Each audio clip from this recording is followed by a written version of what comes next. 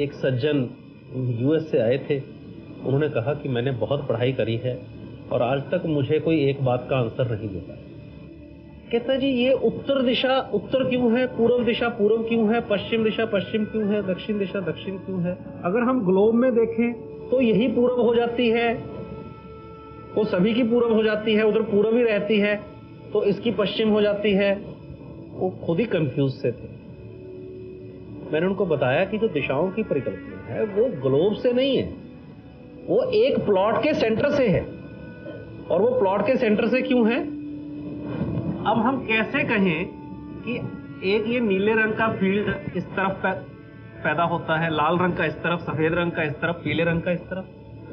तो वो जो इस तरफ कहेंगे तो हम उस सेंटर से, उस ब्रह्मा से तो कहेंगे ना कि इस दिशा में ये डेवलप होता है, इस दिशा में ये डेवलप होता है। वो ग्लोब से दिशाओं की कल्पना नहीं है, वो प्लॉट के सेंटर से दिशाओं की कल्पना है। और वो इसलिए है क्योंकि अलग अलग दिशाओं में अलग अलग एनर्जी के फील्ड पैदा हो रहे हैं। एक बच्चे का बर्थ होने से पहले उसका फूड सिस्टम क्या होता है? And after birth why?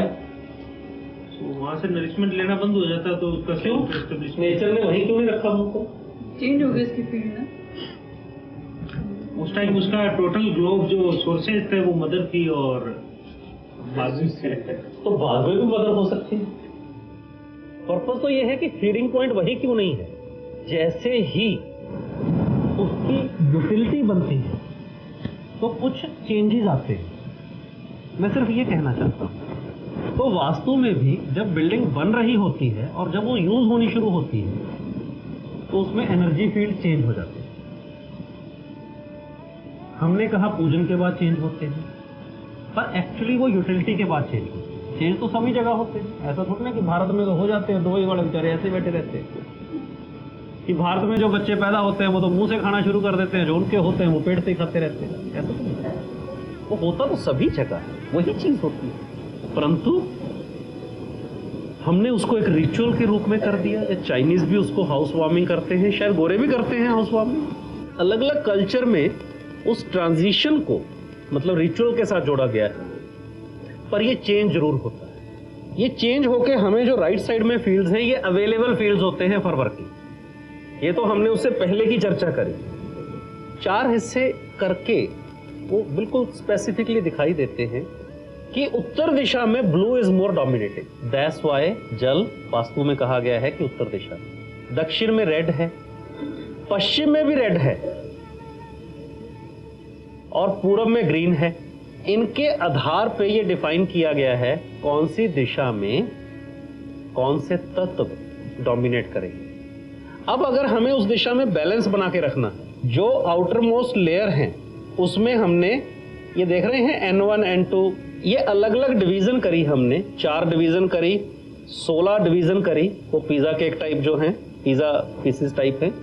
और 32 डिवीजन इसलिए करी क्योंकि वास्तु पुरुष मंडल की आउटर पेरिफेरी में 32 देवता होते हैं, इसलिए 32 डिवीजन की जाती है। और वो 32 डिवीजन का एक एक डिवीजन का इफेक्ट है, और इसको सिर्फ और सिर्फ एंट्रेंस इफेक्ट्स के लिए ही यूज किया जाता है।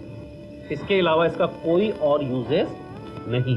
महावास्तु में इसका कोई और यूजेस नहीं। ये 32 देवताओं का पर्पस जो है आउटर पेरिफेरी के, वो एक स्पेस में व्यक्ति कहां से एंटर कर रहा है, उसका क्या इफेक्ट है, वो एंट्रेंस इफेक्ट कैलकुलेट करने के लिए 32 डिवीजन की जाती है।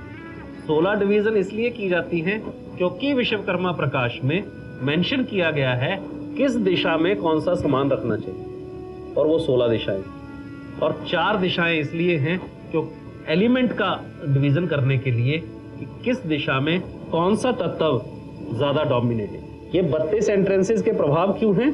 क्योंकि आउटर पेरिफेरी में 32 देवता हैं, और एक एक देवता का क्या प्रभाव है अगर वहां एंट्रेंस होगी, तो यही इफेक्ट उस बिल्डिंग का होगा। हजारों बार हमने टेस्ट कर लिया है और आप भी टेस्ट करोगे।